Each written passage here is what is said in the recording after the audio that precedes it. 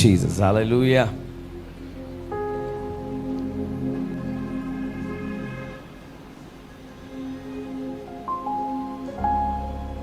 Praise the Lord. Settle ஆயிட்டீங்களா? Settle ஆயிட்டீங்கன்னு நினைக்கிறேன். ஹல்லேலூயா. கர்த்தரை நான் மகிமைப்படுத்துகிறேன். முக்கியமாக இந்த நாள் உங்கள் எல்லாருக்கும் ஒரு விசேஷத்த நாளாக இருக்கிறது. ஒரு 25 வருஷம் அப்படின்றது நான் என்ன பார்க்குறேன்னு சொன்னால், வேர் விட்டதுக்கு ஆழமான வேருக்கு சமம். ஒரு மரம் எவ்வளோ வெளியே வளர்ந்ததுன்றது இல்லை, ஒரு மரம் எவ்வளோ வேர் விட்டுருக்குறதுன்றது தான் அதனுடைய உறுதி, அதனுடைய வெளித்தோற்றம் அல்ல, அது எவ்வளோ வேர் விட்டுருக்குது. The root is a standard of the growth. Amen. சிலதெல்லாம் வெளியே கொஞ்சம் பெருசாக இருக்கும், ஆனால் வந்துட்டு உள்ள வேர் ரொம்ப லைட்டாக இருக்கும். ஆனால் இந்த 25 வருஷத்தை பார்க்குறப்போ it was very good thing that pastor and the youths took the effects to make this slides. And the main thing என்னென்னா, பொக்கிஷம் மாதிரி இந்த 25 வருஷமாக அதை காப்பாற்றிருக்கிறாங்க பாருங்கள். அது ஒரு பெரிய பொக்கிஷம். ஏன்னா அதை பார்க்குறப்ப நான் என்னுடைய childhood days because we missed all this thank. எனக்கு வந்துட்டு என்னென்னா, எனக்கு சபைனா ரொம்ப பிடிக்கும். நான் சபையிலே இருந்து வளர்ந்து வந்தவன். எனக்கு 15 வயசு இருக்கிறப்ப நான் ஊழியம் பண்ண ஆரம்பித்தேன். கர்த்தர் பயன்படுத்த ஆரம்பித்தார். ஆனால் என்னென்னா, இந்த 15 வயசில் வச்சுக்கப்பட்டு ஒரு 2 வருஷம் தான் என் சபையில் என்னால் இருக்க முடிஞ்சிச்சு. அதுக்கப்புறமா தொடர்ந்து பிரயாணத்தின் காரணமாக இதெல்லாம் நான் இதை பார்க்கும் போதோ I thought that I miss all this kind of things. Like சபையோடு சேர்ந்து 1000 மீட்டிங் வெளியே போனாலும் சபையோடு சேர்ந்து வாலிபர்களாக குடும்பமாக, church is always it's like a family. Amen. This is the asset of the family, I think so. Amen. அப்படி தான் நான் நம்புகிறேன். ஸோ இதுக்கு முக்கிய காரணமாக கர்த்தர் அருமையான பிஷப் ஐயாவை பயன்படுத்தியிருக்கிறார். எனக்கு ரொம்ப பிடிச்ச ஒரு காரியம் என்னன்னு சொன்னால், பாருங்கள், 25 வருஷத்துக்கு முன்னாடியிலேருந்து ஆக்சுவலி நவடேஸ் வருகிற ஊழியர்களுக்கு வந்துட்டு ட்ரெஸ்ஸிங் கோடு வந்துட்டு அதுவே ஒரு பெரிய லெசன்ஸ் எடுக்கணும்.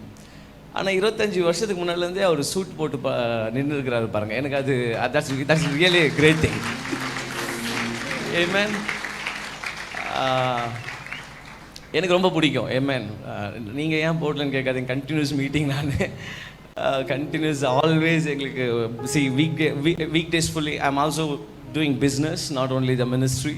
So weekdays I'll be traveling every week. We'll be traveling here and there, Dubai, Sri Lanka. So always we'll be in like suit, formals, like that. But when I came here, I saw that everyone, wow, it's good. I never thought you guys are like this. I missed it. Amen. So அப்புறமா தான் புரிஞ்சு எனக்கு வேறு யாருன்னா bishop ஐயா வந்துட்டு ஆரம்பத்தில் இருந்தே அப்படியே இருந்திருக்கிறாரு பாருங்கள். இன்றைக்கி எல்லாருமே பாருங்கள், வாலிப பசங்க, musicians, every one on the stage with suit. Like இதெல்லாம் ஒரு anointing. It's not simple mind. இதெல்லாம் ஒரு சின்ன ஒரு காரியம் இல்லை. This is an anointing. Amen. உடுத்து விற்கிறது ஒரு அபிஷேகம். ஆமென். அதற்காகவே ஒரு ஏஞ்சல் டிபார்ட்மெண்ட்டே இருக்குது. Amen. There is an angel. பாருங்க, இளையகுமாரன் வரும்போது அப்பா சொல்றாரு, அப்பா வந்துட்டு யாருன்னா அணைக்கிறவர், அன்பு காமிக்கிறவர். ஆனால் உடுத்துனது யாருன்னு பார்த்தீங்கன்னா அப்பா கிடையாது, வீட்டில் இருந்த வேலைக்காரர்கள். There are the department of angels. There are the angels who take care about your wearing. Amen. But உங்களுக்கு அந்த கான்ஷியஸ் வந்துச்சுன்னா போதும், that angels will be activated in your life. Amen. So இந்த சபைக்கு அந்த கான்ஷியஸ் 25 வருஷமாகவே இருந்திருக்குது. Amen. அது பாருங்கள், உங்கள் எல்லாரையும் வந்துட்டு ஒரு ஒரு நல்ல ஒரு ட்ரெஸ்ஸிங் கோடில் கர்த்தரை கனப்படுத்துறதுக்காக. ஏன்னா ரொம்ப பேர் என்ன பண்ணுவாங்க தெரியுமா, வளர்ந்த பிறகு சூட்டு போடுவாங்க. எப்படி வளர்ந்த பிறகு பெரிய சபை ஆயிட்ட பிறகு. ஆனால் அருமையான ஐயா வந்துட்டு வளர போகிறோன்னு தெரிஞ்சே அப்பயே போட்டார். Amen. Amen. Hallelujah. I was very happy. Okay, we'll go for the word. Just நான் எப்பவுமே சொல்லுவேன், the word of God is a strong meat. It's a solid food and you cannot digest it very easily. உங்களுடைய சரீர பலத்தில், மாம்ச பலத்தில் கர்த்தருடைய வார்த்தையை கிரகிக்க முடியாது, ஜீர்ணிக்க முடியாது. You can hear it but you cannot digest it. Hearing is something different, meditating is something different. Meditating the word of God is equal to digesting it. தியானிக்கிறது, வார்த்தையை கேட்கறது வேற, வார்த்தையை தியானிக்கிறது வேற. வார்த்தையை தியானிக்கிறதுன்றது வார்த்தையை அது வந்து ஜீர்ணிக்கிறதுக்கு சமம். ஏன் வார்த்தையை வந்து ஜீர்ணிக்கிறது அப்படின்னு நான் சொல்கிறேன்னா, when we preach, we are not preaching about Jesus, we are preaching Jesus. Okay, I'm not presenting a message about Jesus. நான் இயேசுவை பற்றி இங்கே பேசல, இயேசுவையே பேசுகிறேன். Amen. You got what's the difference? இயேசுவை பற்றி பேசுகிறேன்னு சொன்னால், see, I am a messenger. But you know what, நான் லாஸ்ட் டைம் கூட ஒரு அது இதில் சொன்னேன் நான். see, ஆக்சுவலி எங்களை மாதிரி ஊழியக்காரங்கள்லாம் வந்து முன்ன பார்த்தீங்கன்னா எதற்காக கர்த்தர் சூஸ் பண்ணியிருக்கிறாருன்னா, ஏதோ எங்களுக்கு ஒரு 10 பிரசங்கம் தெரியும் அப்படின்றதுக்காக இல்லை. அப்படின்னு பார்த்தீங்கன்னா உங்களையும் தான் சேர்த்து சொல்கிறேன். ஏன் கர்த்தர் நம்மளை சூஸ் பண்ணிக்கிறாருன்னா, அது மெசேஜ்க்காக இல்லை. மெசேஜ் தெரியும், 10 பிரசங்கம் தெரியும் அப்படின்னு சொன்னால் ஆண்டவர் நம்மளை எல்லாரையும் விட்டுட்டு கூகுளில் தான் யூஸ் பண்ணியிருப்பார். Because Google carries more information then you and me. Amen. Millions of message and millions of preachings. அப்படி அவ்வளோ அப்போ do you think that Google is a surprise thing for God? No. Before the creation of the world, God knows that some guy will come and he'll create a Google and AI, everything. God knows that. Amen. எத்தனை technology அவன் கண்டுபிடிச்சாலும் அது human technology. நீங்கள்லாம் அவருடைய technology. உங்கள் technology, you know, we are the God's technology and all this Google's all humans technology, and always there will be battles, you know, like God's technology was humans technology. நீ என்னத்தை தான் கண்டுபிடிச்சாலும் நீ அவருடைய technology, உன்னையே நீ ஜெயிக்கவே முடியாது. Amen. அப்போ அப்படி ஒரு டெக்னாலஜி வரும் தெரிஞ்சும் கர்த்தர் ஏன் நம்ம அழைத்தார், அவர் நம்ம ஏன் அழைத்தார், சூஸ் பண்ணான்னு சொன்னா, the Google can carry only the message, but we can carry the God himself. No way the Google can carry the message of God. Google வந்துட்டு ஒரு செய்தியை, இன்ஃபர்மேஷனை மட்டும்தான் சுமக்கும். அதை எதை சுமக்க முடியாது? கர்த்தரையே, அவர் பிரசன்னத்தை சுமக்க முடியாது. Amen. But we, நம்ம தேவ பிரசன்னத்தை சுமக்கிறோம், தேவனையே பேசுகிறோம். Amen. We are presenting the God. அதான் சொன்னேன், நான் இயேசுவை பேசுகிறேன், இயேசுவை பற்றி இல்லைன்னு சொன்னேன். நான் பேசும்போது அந்த வார்த்தை இயேசுவாய் ஒரு ராஜரிகமாய் அந்த வார்த்தை என்கிற இயேசு நடந்து உன் வாழ்க்கைக்குள் வருகிறது. Amen. அது உங்க வாழ்க்கையில செயல்படுகிறது. Hallelujah. கரங்களை உயர்த்தி லைக் நம்ம அநேக காரியங்களுக்குள்ளாக கடந்து வந்தோம். இப்போ கர்த்தருடைய வார்த்தைகளை போகிறதுக்கு முன்னாடி just raise your hand and talk in tongues for a few minutes and get into the spirit now. ஆவிக்குள்ளாகுவோம். லக்கரதுரலா மகிமை மகிமை வெளிப்படும் நாட்கள் இது, மகிமை மகிமை வெளிப்படும் நாட்கள் இது, மானிடர் யாவரும் காண்பார்கள், மகிமையை காண்பார்கள், சபையார் யாவரும் காண்பார்கள், மகிமையை காண்பார்கள். சொல்லுவோமா? நாங்கள் யாவரும் காண்போமே, உங்க மகிமையை காண்டிடுவோம்.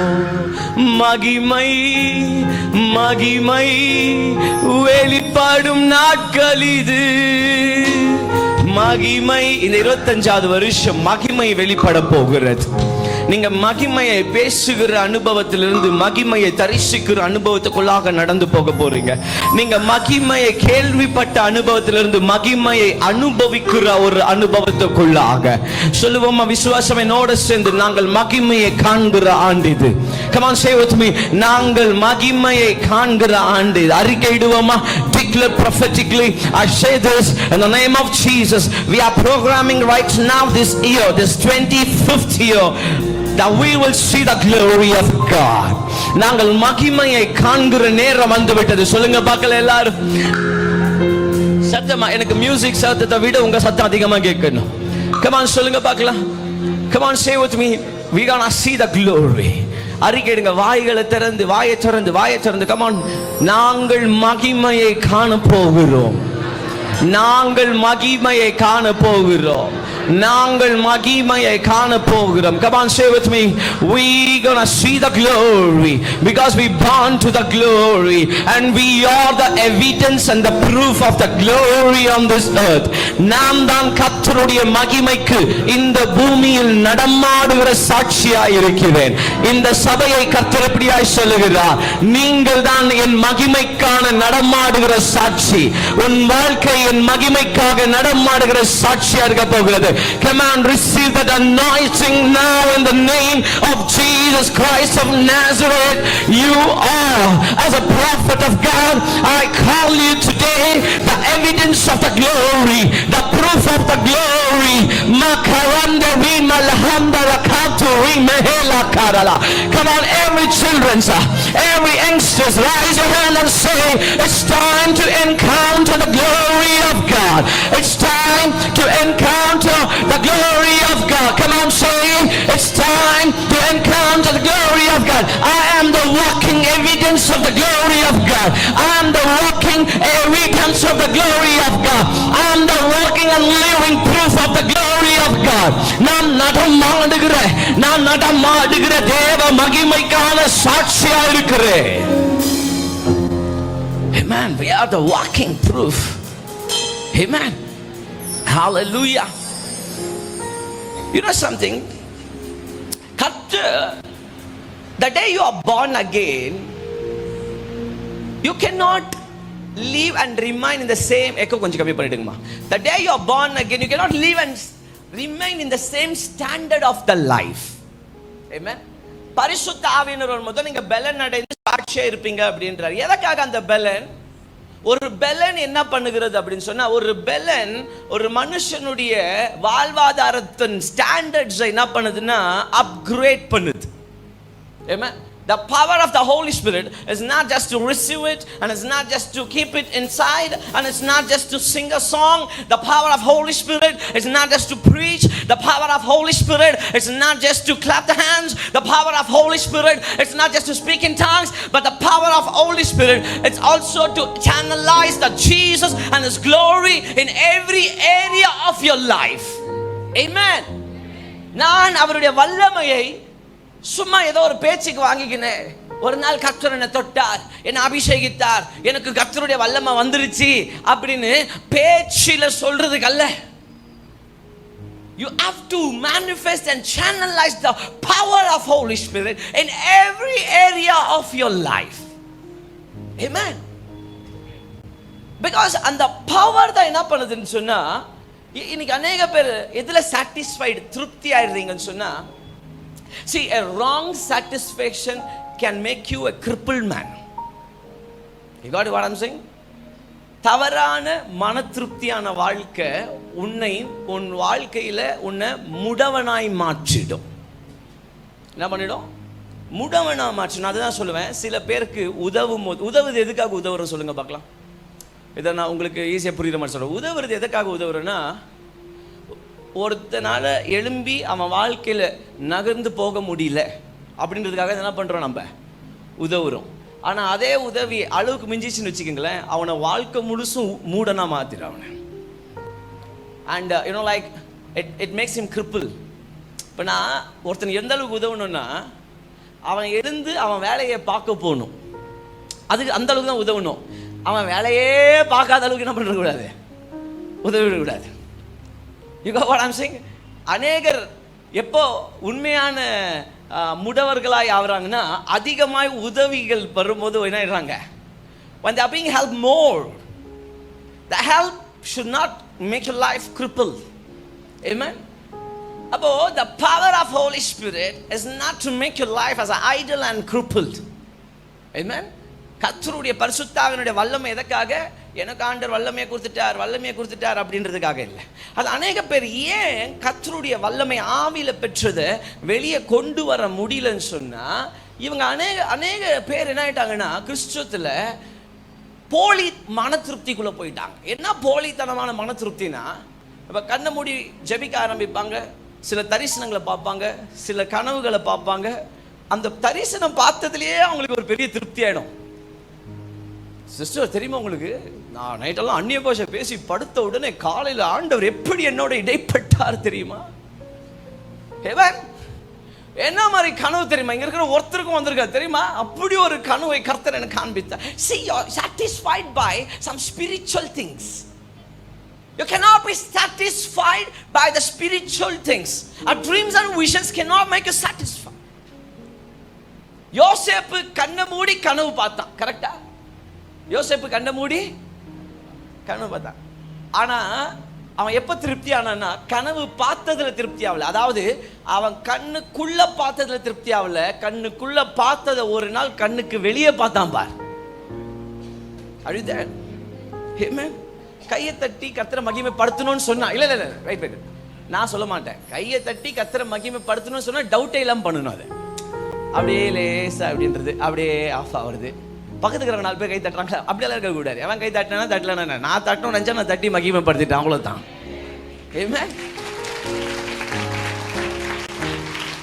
ஸோ இன்னைக்கு கர்த்தர் சொன்ன ஒரு காரியம் என்னன்னு சொன்னா, எனக்கு தெரியும் பாருங்க, 25 வருஷமா ஒரு சபை இருக்குதுன்னு சொன்னா கண்டிப்பா நான் பார்த்தேன், எத்தனையோ காரியங்களை தெளிவாக கண்ணு முன்னாடி பார்த்தோம் இல்லையா? இப்போ வந்துட்டு நான் இப்படியெல்லாம் ப்ராஃபஸிலாம் பண்ண முடியாது. எப்படி நான் பார்க்கிறேன், நீங்கள் ரொம்ப ஒரு சின்ன இடத்துலேருந்து மேலே வந்தீங்கன்னா அழகான எல்லா ப்ராஃபஸையும் ஓடிச்சு பாருங்க இப்போ. But now I'm not here to prophesy what's happened already. Amen. But இங்கே ஒரு காரியத்தை கர்த்தர் எதற்காக அனுப்பி இருக்கிறான்னு சொன்னால், so spiritually we are blessed more. Ephesians chapter 1 verse 3 says like this. எபேசியர் 1ஆம் அதிகாரம் 3வது வசனத்தை டக்குன்னு வாசிப்போம்.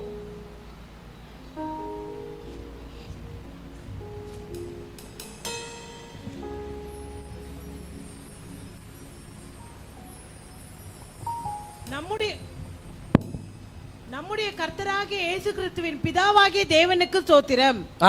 அவர் கிறிஸ்துவுக்குள் உன்னதங்களிலே ஆவிக்குரிய சகல ஆசீர்வாதத்தினாலும் நம்மை ஆசீர்வதித்திருக்கிறார். பாருங்க, தேவ வார்த்தையை வாசிக்கும் போது எப்பவுமே the revelation should bring some decision in your life. Okay, the word of God brings the revelation. கர்த்தருடைய வார்த்தை வெளிப்பாடு கொண்டு வரும். வெளிப்பாடு நமக்கு வெளிப்பாடு கிடைக்கிறப்பெல்லாம் நம்ம வாழ்க்கையில நம்ம சில டிசிஷன்ஸ் எடுத்துனே இருக்கணும், ஒரு கன்க்ளூஷன்ஸ்க்கு வந்துனே இருக்கணும். ஓகே, இப்போ இந்த வசனம் நம்ம என்ன கன்க்ளூஷன் கொண்டு வருது பாருங்க. We are already, okay, who has blessed us with every spiritual blessing. Okay, என்ன சொல்லுது? நம்மை எல்லா ஆவிக்குரிய ஆசீர்வாதத்தினாலும் ஆசீர்வதித்திருக்கிறார். ஆசீர்வதிக்க போறாருங்கதா, ஆசீர்வதித்தாருங்கதா? ஆசீர்வதித்திருக்கிறார் அப்படின்னு சொன்னா, ஆல்ரெடி நீங்கள் இயேசு கிறிஸ்துவின் ஆசீர்வாதத்தை பெற்றுக்கொண்ட ஜனம். இந்த வசனத்துக்கு அப்புறமா அழகா, எவ்வளவு அழகா இருக்கு பாருங்க தமிழ்ல, அவர் கிறிஸ்துவுக்குள் உன்னதங்களிலே ஆவிக்குரிய சகல ஆசீர்வாதத்தினாலும் நம்மை இப்ப பாருங்களேன், இதை ஏன் நீங்க ரொம்ப உற்சாகமா படிக்க மாட்டேன்றீங்க சொல்லுங்க பார்க்கலாம். ஏன்னா நம்ம பாருங்க, இப்போ அப்படியே சோர்ந்து இப்படி சர்ச்சில் உட்காந்துப்போம், அங்கே பாட்டுன்னு வர்ஷிப்பு பிரசங்க ஏதோ பண்ணிருப்பாங்க, டங்குன்னு ஒரு மெசேஜ் வரும் பாருங்க. இங்கே ஒரு பெரிய மெசேஜ் வந்துருக்கும் ஸ்டேஜ்லேருந்து, மூஞ்சி சொங்கி அப்படியே அப்படியே எண்ணெயில் போட்ட கோழி மாதிரி இருக்கும் பார்த்துக்க. ஆனால் டக்கு நாங்கள் மொபைல் ஒரு மெசேஜ் வரும், யுவர் அக்கௌண்ட் கிரெடிட்டட் வித். பார்த்து சொன்ன உடனே எப்படி சிரிக்கிறேன்? ஏன்னா அந்த மெசேஜ் வந்துச்சுன்னா உண்மையா பணம் வந்துச்சுன்னு அர்த்தம் பாஸ்டர். இந்த மெசேஜ் வந்தா எனக்கு என்ன, அது நான் எத்தனையோ வாட்டி இந்த மாதிரி 1000 வசனத்தை பார்த்துட்டேன். வசனத்துல தான் வாழ்றோம், ஆனா வாழ்க்கையில என்ன பண்ண முடியல. We have to receive a spirit and the grace to walk from the word to the life. Amen. வசனத்துக்குள்ளேயே வாழ்றது இல்ல, வசனம் வாழ்க்கையில வந்து வாழ்றத பார்க்கணும். இப்படி சொல்லுங்க பார்க்கலாம். நான் வார்த்தையாய் வாசித்த வாக்குகள் எல்லாம் வாழ்க்கையாய் வாழும் ஒரு காலம் வந்திருக்கிறது. அப்படின்னா என்ன அர்த்தம்? வாக்கு தத்தெல்லாம் வாயிலே வடை சுட்டு போயிடக்கூடாது. வாக்கு தத்தெல்லாம் வாழ்க்கை வாயிலேயே வாசிட்டு போயிடக்கூடாது. அது வாழ்க்கை பேச ஆரம்பிக்கணும். நான் வாசிச்சுட்டு போறதில்ல வாக்கு தத்தம், நான் வாழ்ந்து போறது தான். அதனால் தான் தேவனுக்கு மகிமை போயிட்டு இருக்கோம். இன்னைக்கு அநேக நேரத்தில் நம்ம என்ன ஆயிட்டோம்னு சொன்னா, வார்த்தையிலேயே வாசி திருப்தி ஆயிட்டோம். ஆமென். சோ இந்த வசனம் என்ன சொல்லுது? ஆல்ரெடி நம்ம மேல சகல ஆசீர்வாதமும் வந்திருக்குது. அப்படின்னா பிதா ஒரு, you know, like if I want to say like this, See, God blessed in the Old Testament, God blessed Abraham. கர்த்தர் ஆபிரகாம் ஆசீர்வதிச்சார், ஈசாக்கு ஆசீர்வதிச்சார், யாக்கோபு ஆசீர்வதிச்சார், யோசேப்பை ஆசீர்வதிச்சார், பல பேர் ஆசீர்வதிச்சார். ஆனா அவங்களெல்லாம் ஆசீர்வதிக்கும் உங்களுக்கு ஆசீர்வதிக்கிறதுக்கு என்ன வித்தியாசம் சொன்னா, அவங்கள எல்லாரையும் ஆசீர்வதிக்கும் போது அவங்களே அதுக்கு ஏத்த மாதிரி தான் ஆசீர்வதிச்சார். Particular blessing. Amen. Abraham, God never blessed with every blessing. You know got it? What I'm saying? ஈசாக்கு ஆசீர்வதிக்கும் போது சகல ஆசீர்வாதம் சொல்லல, ஆபிரகாம் ஆசீர்வதிக்கும் போது சகல ஆசீர்வாதம் சொல்லல, வேத பழைய ஏற்பாட்டுல ஒவ்வொருத்தரையும் ஆசீர்வதிக்கும் போது சகல ஆசீர்வாதம் சொல்லல. ஆனா உன்னை என்னை ஆசீர்வதிக்கிறார் அப்படின்னு சொல்லும் போது அவங்களை எல்லாரையும் ஒரு பர்டிகுலர் பேக்கேஜில் ஆசீர்வதிச்ச தேவன் உன்னையும் என்னை ஆசீர்வதிச்சான்னு சொல்லும் போது சகல ஆசீர்வாதத்தினாலும் நம்மை ஆசீர்வதித்திருக்கிறார். And why we can't believe it? நம்ம அதை வாசிச்சாலும் ஏன் நம்மளால அதை பிலீவ் பண்ண முடியலன்னா, ஏன்னா வசனம் சொல்றது சகல ஆசீர்வாதத்தினால ஆசீர்வதிச்சிருக்கிறாருன்னு. ஆனா இன்னைக்கு என்ன டேட்டு? 11ஆம் தேதிக்குள்ள தண்ணி காஞ்சி தண்ணி நாக்கு தள்ளி போச்சு. இஎம்ஐ எல்லாம் கட்டி முடிகிறது இல்ல? என்ன பாஸ்டர் என்ன பத்தி எழுதி வச்சுக்குது? சகல ஆசீர்வாதம் சொல்லுதே. ஆனா என் வாழ்க்கையில சகல இல்ல பாஸ்டர், 1% இல்ல, 20,000 ரூபாய் சம்பளம் வாங்கி என் வாழ்க்கையை நான் நவுத்தின்னு போறதுக்கு இல்லையோ?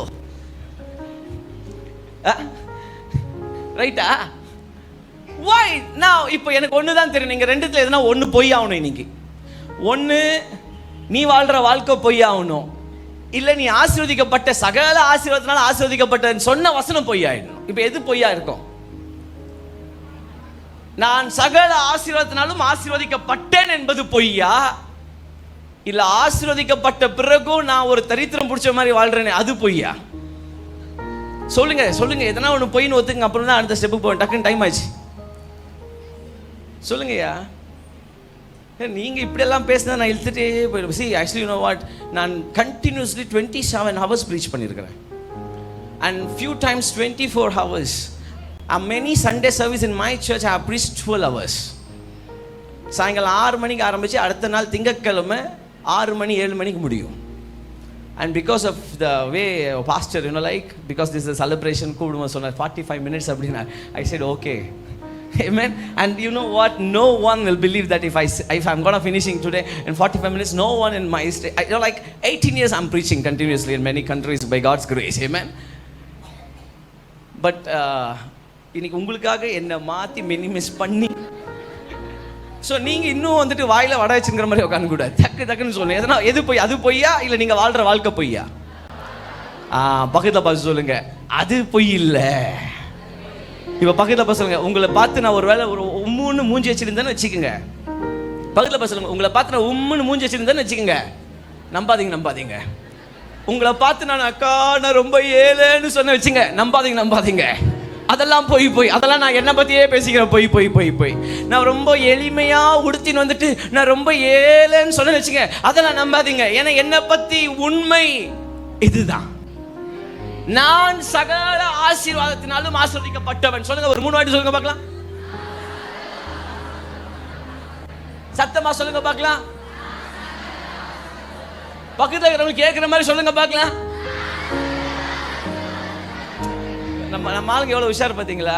அவங்க ஆசீர்வதிக்கப்பட்டாங்க அப்படின்னு சொல்றதே எவ்வளவு மெல்லமா சொல்லி, ஏன்னா உனக்கு தெரிஞ்சிடக்கூடாது பாத்துக்க. இதே இப்ப அவங்க தரித்திரம் பட்ட பாட்டோம்னு வச்சுக்க, மைக்கே கொடுக்க தேவையில்லை, அப்படியே அங்கங்க ஸ்டார்ட் ஆகும். ஏக்கா ஐயோ வாடகை கட்டலையே, ஐயோ இஎம்ஐ கட்டலையே, என் புருஷங்கிறானே, இவனை கல்யாணம் பண்ணது கல்தியா கல்யாணம் பண்ணிக்கல, என்னென்னலாம் வரும் தெரியுமா? ஏன்னா ஆசீர்வதிக்கப்பட்டிருக்கிற சொன்னாலே உனக்கு கஷ்டம். சாத்தா அப்படி உன் நாக்கை என்ன பண்ணி வச்சுக்கிறான், கட்டி வச்சுக்கிறான். ஆனா நீ சொல்றியோ சொல்லலையோ, உன்னை பற்றின சத்தியம் நீங்கள் சகல ஆசீர்வாதத்தினாலும் ஓகே. அப்ப உங்க கேள்வி என்னன்னா, நான் சகல ஆசீர்வாதத்தினால ஆசீர்வதிக்கப்பட்டிருந்தாலும் ஏன் பாஸ்டர் என் வாழ்க்கையில ஆசீர்வாதம் சேனலைஸ் ஆக மாட்டேங்குது, ஏன் அதை வெளிக்கொண்டு வர முடியல? நானும் உழைக்கிறேன், நானும் 8க்கு 12 மணி நேரம் உழைக்கிறேன், நானும் எவன் சோத்துலலாம் மண்ணை போட்டு பார்த்தேன், அப்பயும் என்னால் ஒன்றும் பண்ண முடியல. யாருன்னா கொஞ்சம் ஜாஸ்தி வளர்ந்து பார்த்தா சூனியம் வச்சு பார்த்தேன், அப்பயும் முடியல. ஏமேன். நீங்க கேட்கலாம், ஐயோ நாங்களாம் அப்படி, வாயை விட பெருசா வேற ஒன்றும் தேவையில்லை சூனியம் வைக்கிறதுக்கு. நீ மந்திரவாதிகிட்ட போய் சூனியம் வச்சேங்க, அதை சொல்ல வரல. நீ வாயிலே வைக்கிற பாரு சூனியம். புரியுதா நான் சொல்றது? ஏன் தெரியுமா? உன் புருஷன் வெளியே போனா சம்பாதிச்சுட்டு வர மாட்டேன்றான், வீட்டுக்கு ஏன் சம்பாதனையோட ஏன் தெரியுமா வர மாட்டேன்றான்? போகும்போதே சொல்ற பேர், இதெல்லாம் எப்படி போகுது பேர், காலையில் என்ன கண்டுக்குதா பேர், உருப்பிடுமா இதெல்லாம்? இதெல்லாம் திருந்துமா? பெத்து படுக்கிறான் பாருங்க அம்மா எப்படி வெந்துக்குது. ஃபர்ஸ்ட் அவங்க அப்பா அம்மா சொல்லணும். இப்ப யார் சூனியம் வைக்கிறது? தாலி கட்டி கூட்டின்னு வந்துக்கிறப்ப எந்த சூனியக்காரத்தை, அதாவது இஸ்ரவேலுக்கு விரோதமாய் குரு சொல்றதும் இல்லை. என்ன பண்றது, வீட்லயே வச்சு நிக்கிறேன், அப்புறம் எங்க விரோதமா ஒன்று வர்றது. Amen. Pastor Sam Suresh வந்திருக்கிறார். Just we welcome with the hands.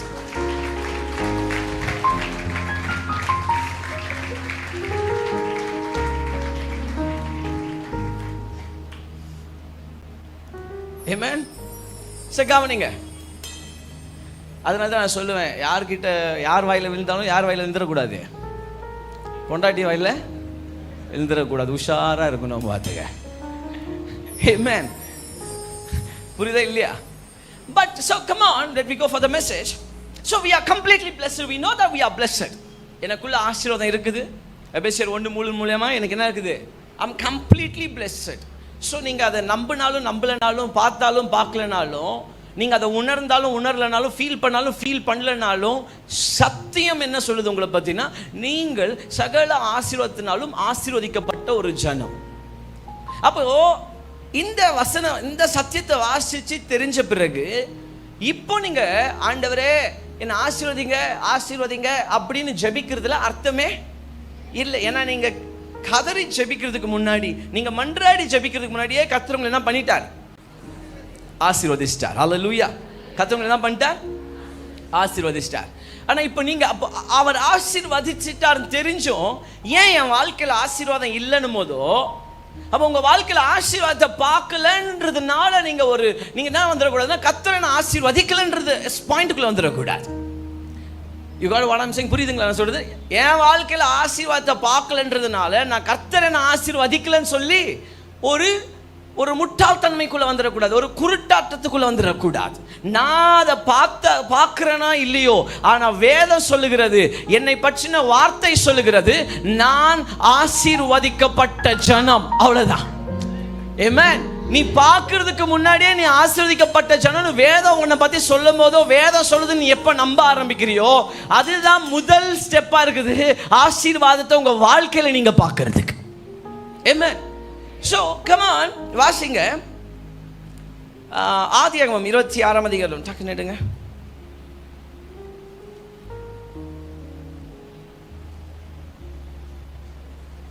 26ஆம் அதிகாரத்துல 12வது வசனத்தை வாசிங்க. டக்குன்னு.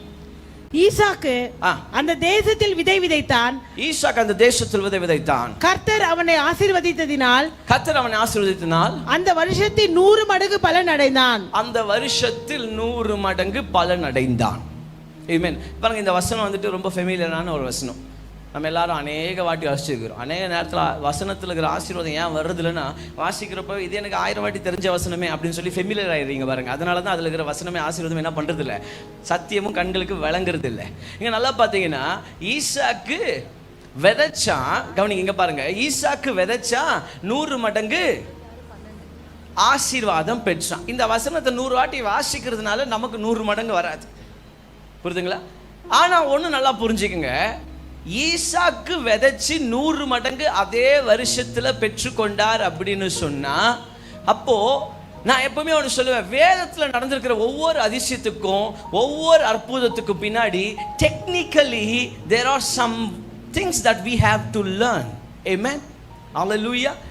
Every miracle have to be decoded technically. Amen.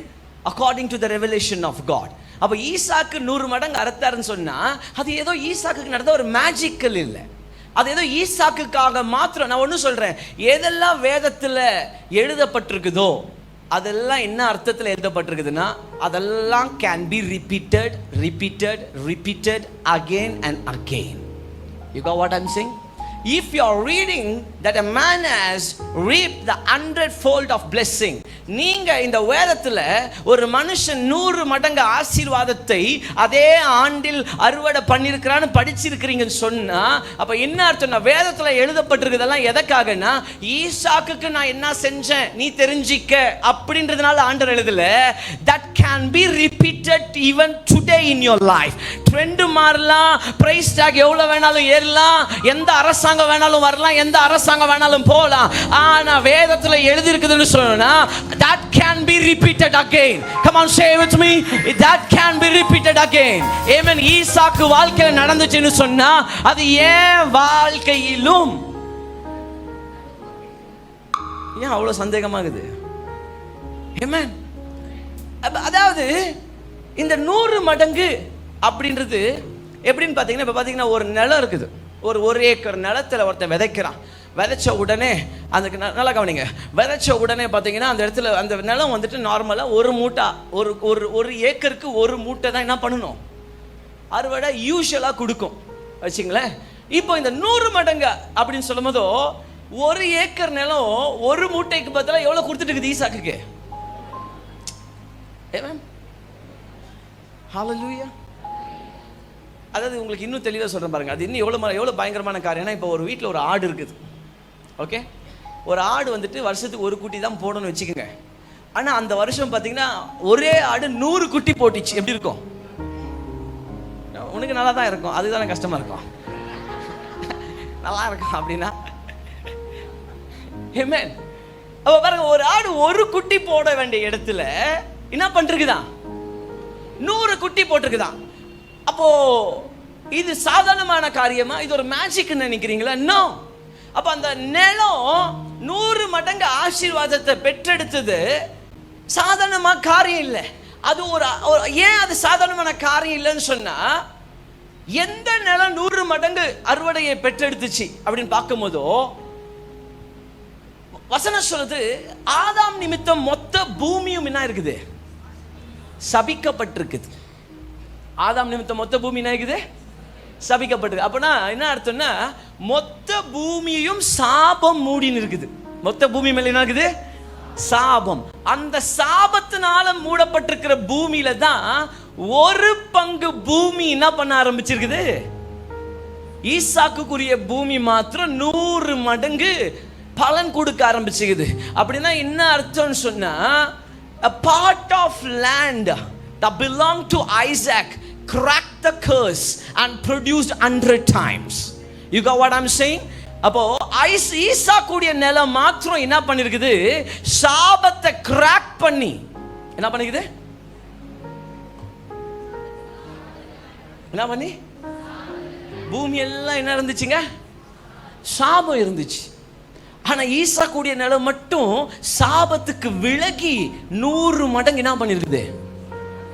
இங்க 2 காரியம் அன்யூஷுவலான காரியம், அசாதாரணமான காரியம். அது என்னன்னு பாத்தீங்கன்னு சொன்னா, ஒன்னு சாதாரணமா கொடுக்க வேண்டிய நார்மலா யூஷுவலா கொடுக்க வேண்டிய பலனை காட்டிலும் அதிகமா 100 மடங்கு அதிகமா கொடுத்துருக்குது. கமான், அந்த நிலம் யூஷுவலா கொடுக்க வேண்டிய பலனை காட்டிலும், கமான் சே, யூஷுவலா கொடுக்க வேண்டிய பலனை காட்டிலும் 100 மடங்கு அதிகமாக கொடுத்துருக்குது. See, I'm seeing today here a glory of God. அந்த இடத்துல கர்த்தருடைய ஒரு மகிமை இன்னைக்கு உங்களை, it's going to help you to walk from usual to the unusual. Amen. Without the help of the glory of God, you cannot break the usual cycle and walk into the unusual system. Many of time we are stuck down in a usual system, in a usual cycle. Amen. usually ஒரு cycle இருக்குது. உன் வாழ்க்கை காலையில எழுந்துமா, தூங்கணுமா, வேலைக்கு போகணுமா, மூஞ்சி கழுவணுமா, வேலைக்கு போகணுமா, ரெடி ஆகணுமா, அந்த 20,000 ரூபாய் 30,000 ரூபாய் சம்பாதிச்சோமா, எத்தனை வந்து எல்லாம் EMI கட்டணுமா. This is what the usual cycle that is happening in your life. But if you want to break that, you need a glory of God. Amen. What do you need? Yes. Why we need the glory of God? Because the glory of God has the capacity to break the usual cycle. Hallelujah. கர்த்தருடைய மகிமை என்ன பண்ணுதா? யூஷுவலா, அதாவது வழக்கமா. அநேக பேர் இங்க வழக்கத்தோட பழக்கமாயிட்டு இருக்கிறீங்க. Amen. நான் வழக்கமா ஒரு 10 வருஷமா ஒரு 30,000 ரூபாய் சம்பாதிச்சுக்கிறேன் அப்படின்னு சொல்லி என்ன ஆயிட்டீங்க? அதோட ஏன் உங்க வழக்கம் போல் இருக்கும் வாழ்க்கை மாற மாட்டுதுன்னா, அந்த வழக்கத்தோட நீ பழக்கமாயிட்ட. எப்படி? அந்த வழக்கத்தோட பழக்கமாயிட்டீங்க நீங்க. இன்னைக்கு அந்த வழக்கத்தோட இருக்கிற அந்த பழக்கத்தை உடைச்சு ஒரு புதிய அனுபவத்துல கர்த்தர் நடத்தணும்னா உனக்கு என்ன வேணும்? அந்த மகிமை தேவை. அப்போ மொத்த பூமியும் வழக்கம் போல சாபத்துக்குட்பட்டு இயங்கி இருந்துச்சு. ஆதாம் சொன்னார் பாருங்க, நீ என்ன பண்ணுவ? நீ விதைப்ப, ஆனா எதை அறுப்ப? முள்ளும் குறுக்கும் அறுப்ப. நீ விதைப்ப, ஆனா வேதனையை அறுப்ப. இதுதான் பூமியுடைய வழக்கமாயிருந்தது. ஆனா ஒரு நாள் இந்த பூமி ஒரு பகுதி மட்டும், அதாவது ஈசாக்குக்கு உட்பட்ட பகுதி மட்டும் வழக்கத்துக்கு அப்பாற்பட்டு செயல்படுகிறது. கமான், என் கூட அறிக்கையிடுங்க பார்க்கலாம். வழக்கத்துக்கு அப்பாற்பட்டு. யாரெல்லாம் விசுவாசமா சொல்றீங்களோ இந்த நாட்களில் வழக்கத்துக்கு அப்பாற்பட்ட ஆமென் ஒரு வருமானத்தை பார்ப்பீங்க. வழக்கத்துக்கு அப்பாற்பட்ட ஒரு மகிமையை. ஆமென். தேவனுடைய மகிமை நீங்க வழக்கம் போல ஒரு வாழ்க்கையை வாழ்ந்து கொண்டு அப்படியே வாழ்நாள தள்ளிடணும்ன்றது இல்ல. God want to break your cycle, break the usual cycle. Amen. ஆனா நீங்க அது கூட விட்டு கொடுக்கும் போது அது நடக்கும். அது இப்ப ஈசாக்குக்கு மட்டும் ஏங்க வழக்கம் போல அந்த நிலம் அறுவடை கொடுக்காம வழக்கத்துக்கு அப்பாற்பட்டு 100 மடங்கு ஏன் கொடுத்துச்சு? ஆமென். எத்தனை பேருக்கு இன்னைக்கு உண்மையாவே 100 மடங்குன்றது என் வாழ்க்கைக்கும் தேவைன்னு சொல்றீங்க? பரவாயில்ல, அதை நான் முழு கையோட தூக்கி கேட்குறீங்க பாருங்க. சில சபையில இப்படி அரங்கை தூக்கி நிற்கும். தூக்குறதுலே தெரிஞ்சிரு இதுக்கு முழுசா வேணுமா வேணாம். பரவாயில்ல, I'm very happy. Come on. So what was the secret? நான் இந்த வசனத்தை வாசிச்சிருக்கும் போது, ஏன் ஆண்டவரே மொத்த பூமியும் சபிக்கப்பட்டிருக்குது? அப்ப சாபத்திலிருந்து எப்போ இந்த பூமி விலகணும்? ஆக்சுவலி இயேசு கிறிஸ்து வர வரைக்கும் இந்த பூமி என்ன தான் இருக்கணும்? சாபத்துக்கு தான் உட்பட்டு இருக்கணும். இயேசு கிறிஸ்து வர வரைக்கும் என்ன சொன்னாரு? ஆதாமுடைய குடும்பத்தை சபிச்சுட்டு ஒரு வார்த்தை சொன்னார். என்னன்னு? உன் வித்துக்கும் அவர் வித்துக்கும் பகையை உண்டாக்குவேன். அப்ப அந்த பகை இயேசு கிறிஸ்து முறியடிச்சு ஜெயிச்ச பிறகுதான் பூமி மேல இருக்கிற சாபம் விலகணும். ஆனா அதுக்கு முன்னாடியே ஒரு மனுஷனுக்கு மாத்திரம் பூமி மேல இருக்கிற சாபம் விலகி பூமி 100%. You know something? It's like first time in the world, the earth is activated for its maximum. Amen. முதல் தடவை ஈசாக்குடைய வாழ்க்கையில மாத்திரம் தான் அந்த பூமினா இருக்குது அதனுடைய 100 மடங்குக்கு ஆக்டிவேட் ஆயிருக்குது. அதனுடைய 100 மடங்கு பொட்டன்ஷியலை ரிலீஸ் பண்றதுக்காக என்ன இருக்குது? ஆக்டிவேட் ஆகுது. எல்லாருக்காகவும் சாபத்துக்கு உட்பட்டதா இருக்குது. ஈசாக்குக்கு மாத்திரம் சாபத்துக்கு விலகி 100 மடங்கு ஆசீர்வாதத்தில் activate. You know, like the production system is being activated for 100 times for the maximum capacity. ஏன் அப்படி நடந்துச்சுன்னா, வாசிங்க 22ஆம் அதிகாரத்துல 2வது வசனத்தை வாசிங்க.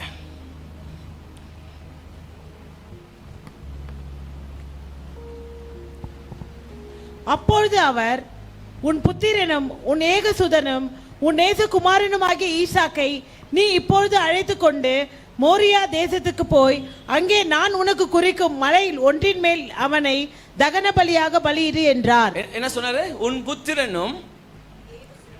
இங்க பாருங்க, இந்த 100 மடங்குக்கு முன்னாடி ஒரு சம்பவம் நடக்குது. இந்த 100 மடங்கு ஆசீர்வாதம் ஆக்டிவேட் ஆகிறதுக்கு முன்னாடி ஒரு சம்பவம் நடக்குது. நல்லா கவனிங்க, இதுதான் நீங்க கவனிக்க வேண்டிய ஒரு பாயிண்ட். ஒரு நாள் கர்த்தர் ஆபிரகாம், அதாவது ஈசாக்குடைய தகப்பன் கிட்ட ஒரு தரிசனமாக்கி என்ன சொல்றாருன்னா, ஆபிரகாமே உன்னுடைய ஏகசுதனம், அதாவது இங்கிலீஷ் அழகா சொல்றது bring your one and only son. என்னது?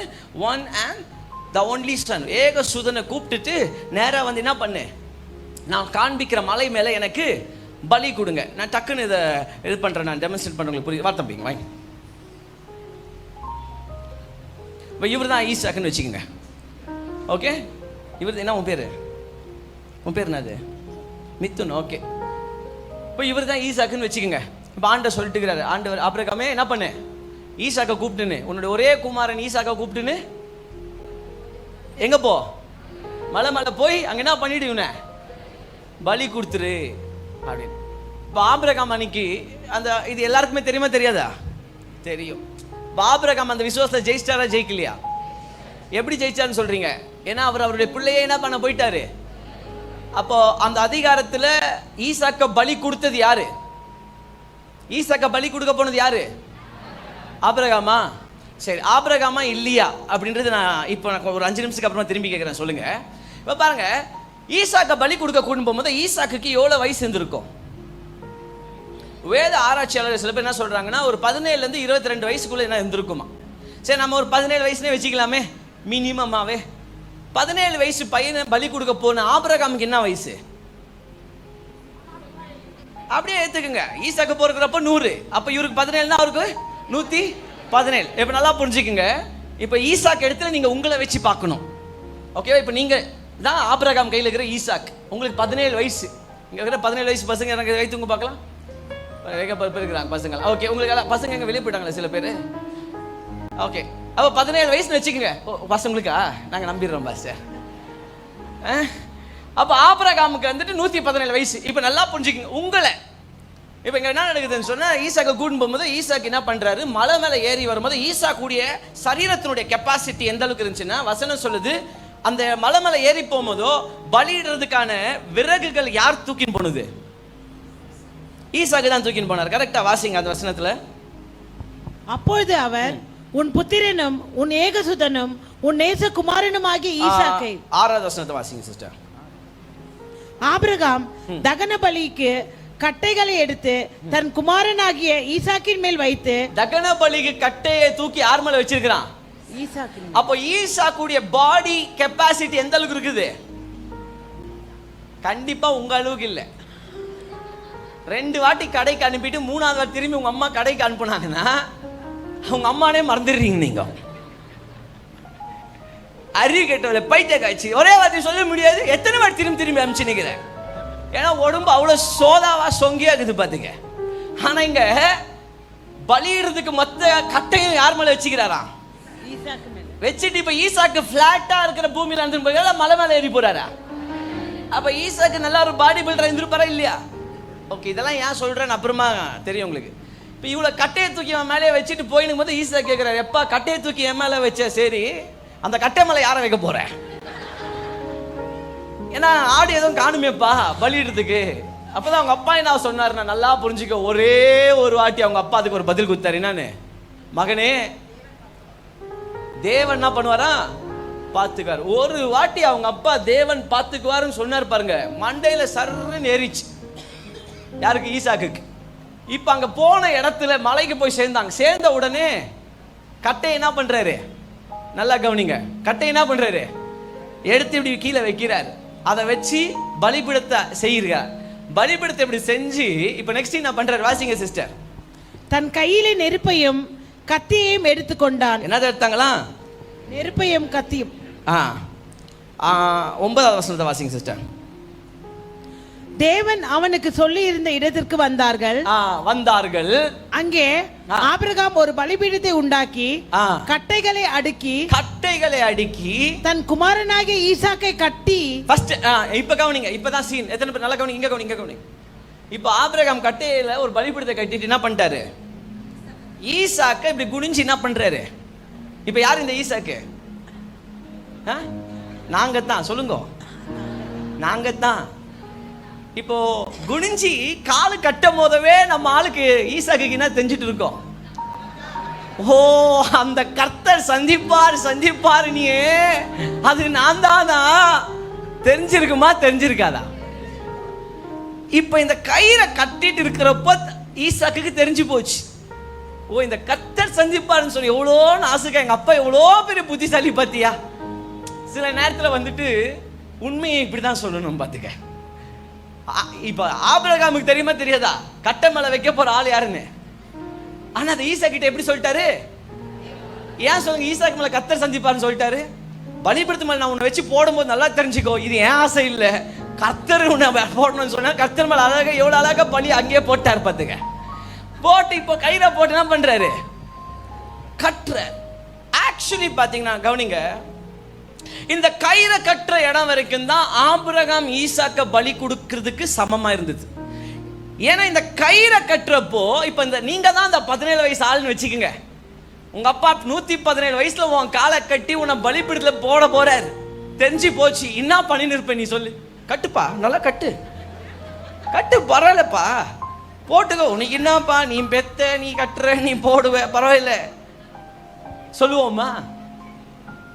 இப்ப அந்த 117 அந்த 17 வயசு பையன் இடத்துல நீங்க இருந்தீங்கன்னா என்ன பண்ணிருப்பீங்க? மனசை தொட்டு உண்மையா சொல்லிவிடு.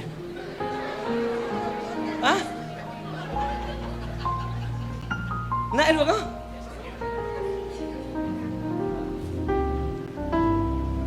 என்ன இருக்கும்? நாளை என்ன பண்ணிப்பேன்னா அந்த ஆளை எட்டி வச்சு பயா போல. ஆமாவே இல்லையா? ஏதோ கூட ஹெல்ப் பண்ணலான்னு வந்தேன், தப்பா இல்லையா? இல்லையா பாஸ்டர்? அநேக நேரத்தில் பாஸ்டர் அந்த போட்டோல பார்க்கும்போது எனக்கு நல்லா தெரிஞ்சிச்சு. ஹெல்ப் பண்ணலான்னு வந்தேன், தப்பா அப்படின்ற மாதிரியே இருந்துச்சு பல போஸ் அதுல. ஈசாக்கு அந்த மாதிரி ஹெல்ப் பண்ணலான்னு வந்தேன், தப்பா அப்படின்னு கேட்கிற மாதிரி. ஏன்பா ஏதோ ஒரு விறக தூக்கின்னு வந்தான்னு பார்த்தா நீ என்னையே முழுசா தூக்குறியே. இப்ப ஆபிரகாம் பலியிட போகிறப்போ நல்லா சிந்திங்க. இப்போ ஆபிரகாம் நம்ம தான் பலி கொடுக்க போறாரு அப்படின்னு தெரிஞ்சும் ஈசாக்கு எப்போ அமைதியா இருந்தாரோ அந்த தருணமே ஆபிரகாம் ஈசாக்க பலியிடுகிறான்றது கதை மாறி ஈசாக்கு தன்னை தானே பலியாய் பலிபீடத்தின் மேல் கிடத்துகிறான் என்பது கதை மாறிடுச்சு. You got what I'm saying? At that moment the story has been changed. The title has been changed. At that moment, Abraham never came forward to sacrifice Isaac, but Isaac gave himself. The moment where he can escape, he never. தப்பிச்சு ஓடிக்க முடியுமா? முடியாதா? ஓடினாரா? ஓடல. சில நேரத்தில் நம்ம எல்லாம் எந்த அளவுக்கு கேப் கச்சா எஸ்கேப் ஆயிடுறோம்னா, இப்போ சர்ச்சில் இந்த வாரம் ஒரு 2 பேர் க்ளீன் பண்ணுறதுக்குன்னு நியமிச்சிருப்பாங்க. நம்ம இப்போ நடந்து போயிருப்பாங்க, ஏதோ ஒரு பிஸ்கெட் கவர் இருக்கும், அதே நான் குஞ்சு எடுக்கணும். அதான் 2 பேருக்கு போஸ்டிங் குத்துக்கிறாங்களே. ஆமாம், எங்கள் மினிஸ்டர் போஸ்டிங் குத்துக்கிறாங்க. பாஸ்டர் என்னையா சொன்னாரு? ஆனால் ஈசாக்கு கேப் கிடைச்சும் எஸ்கேப் ஆனாரா? இல்லை. அதனால தான் 100 மடங்கு அறுவடை அவர் வாழ்க்கையில் எஸ்கேப் ஆகல. எத்தனை பேருக்கு இப்ப யாரெல்லாம் 100 மடங்கு அறுவடை வேணும் கை தூக்குங்க, தூக்குங்க பார்க்கலாம். ஏன் 100 மடங்கு ஆசீர்வாதம் ஈசாக்குக்கு வந்துச்சுன்னா, 100 மடங்கு ஆசீர்வாதம் வர்றதுக்கு முன்னாடி தன் தகப்பனுடைய தரிசனத்தை நிறைவேற்ற பலிபீடத்தில் தன்னை பலியா கொடுக்கணும்ன்றது ஈசாக்குக்கு கிடைத்த தரிசனமா இல்ல ஆபிரகாமுக்கு கிடைத்த தரிசனமா? ஆபிரகாமுக்கு கிடைச்ச தரிசனத்துக்கு யார் இங்க தன்னை பலியா கொடுக்கிறாரு? இது யாரு போல இருக்குது தெரியுதா? இந்த கதை யாருடைய கதை மாதிரி இருக்குது? உங்களை எல்லாம் ரட்சிக்கணும்னு சொல்லி பிதாவுடைய தரிசனம். ஆனா உங்களை ரட்சிக்கணும்னு பிதாவுடைய தரிசனத்துக்காக யாரு 100 மடங்கு தன்னை பலியா கொடுத்தார் சிலுவையில? ஆமென். ஏன் இன்னைக்கு இயேசு சபைக்கு தலையானார்? அவர் பூமிக்கு வந்த மாத்திரத்தில் சபைக்கு தடை அல்ல.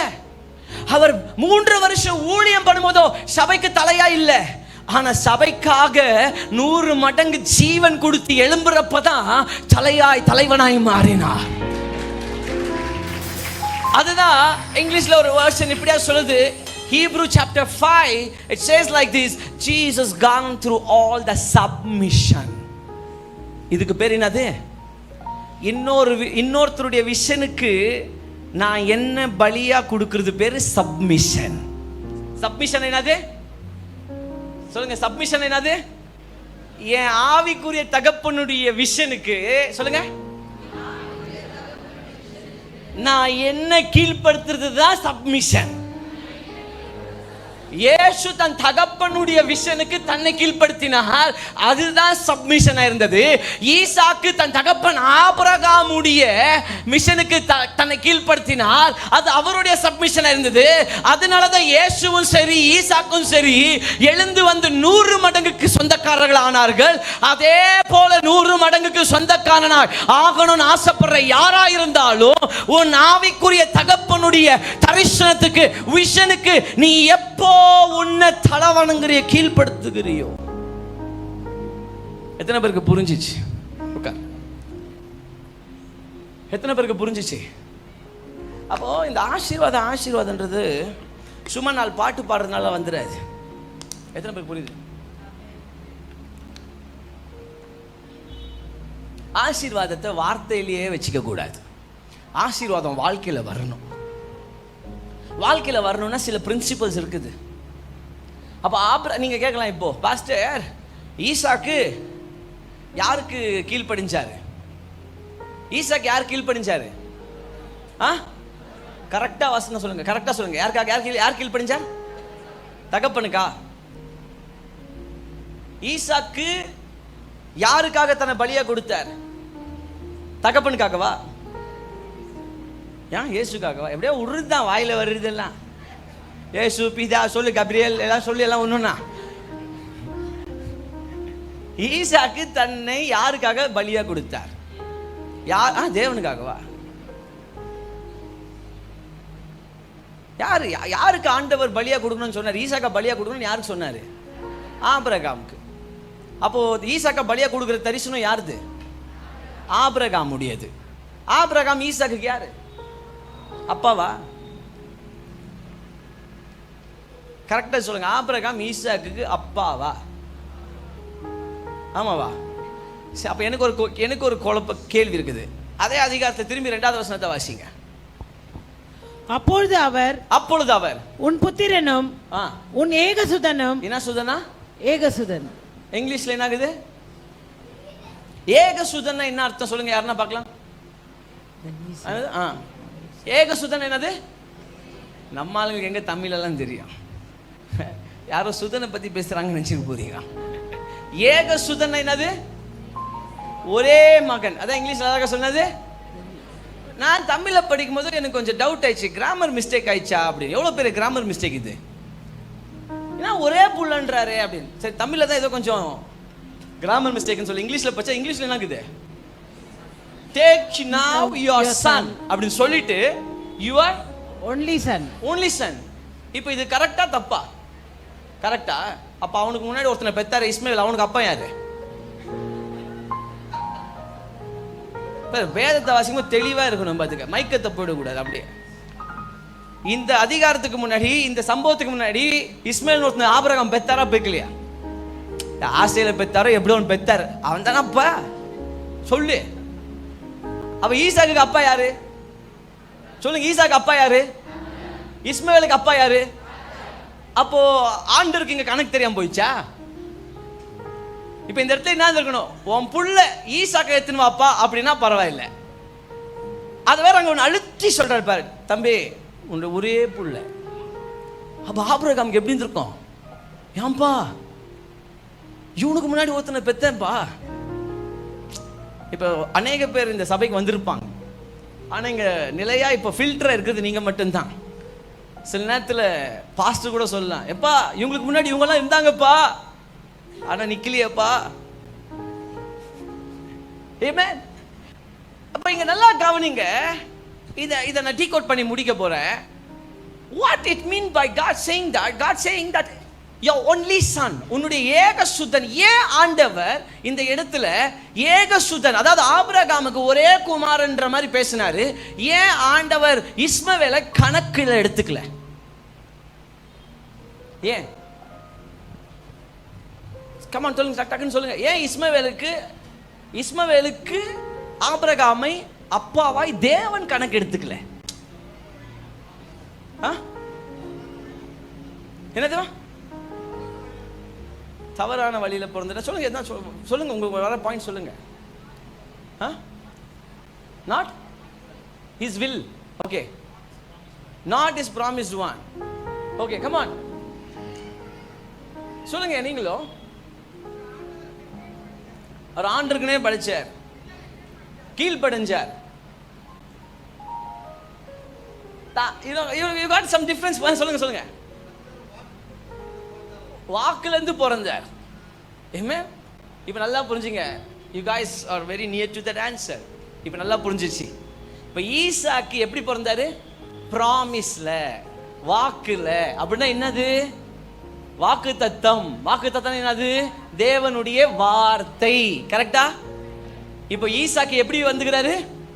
வார்த்தையினால வந்தவர். Got it? வார்த்தை என்னது? The word of God is the spirit of God, right?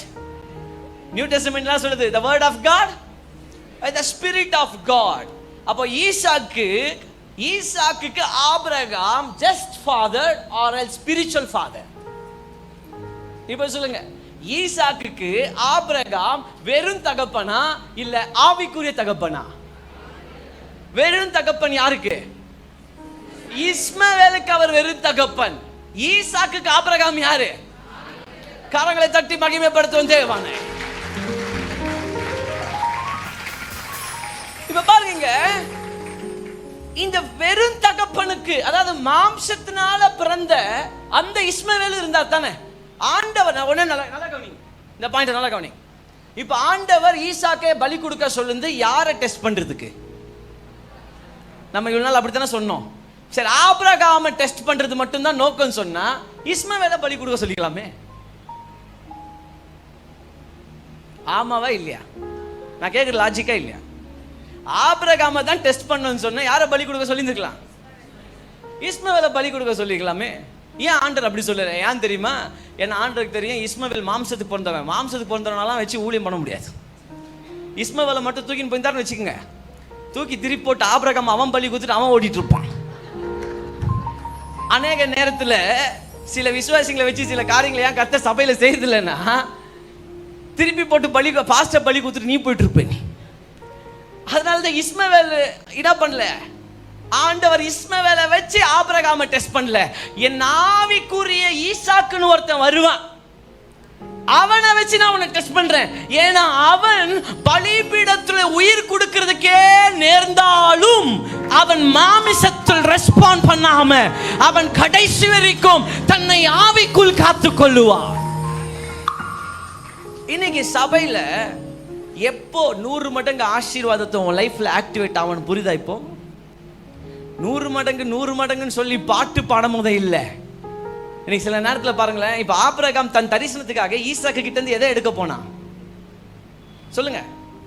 Abraham தன் தரிசனத்துக்காக ஈசாக்கு கிட்ட இருந்து எதை எடுக்க போனா? உயிரை எடுக்க போனா. ஈசாக்கு என்ன பண்ணாரு? அமைதியா விட்டு கொடுத்தார். ஆனா இதே நம்ம எடுத்துக்கங்க. இப்போ எக்ஸாம்பிளுக்கு, இப்போ இந்த மீட்டிங் நடந்துச்சு, கண்டிப்பா இதுக்கு செலவெல்லாம் இருக்குது இல்லையா?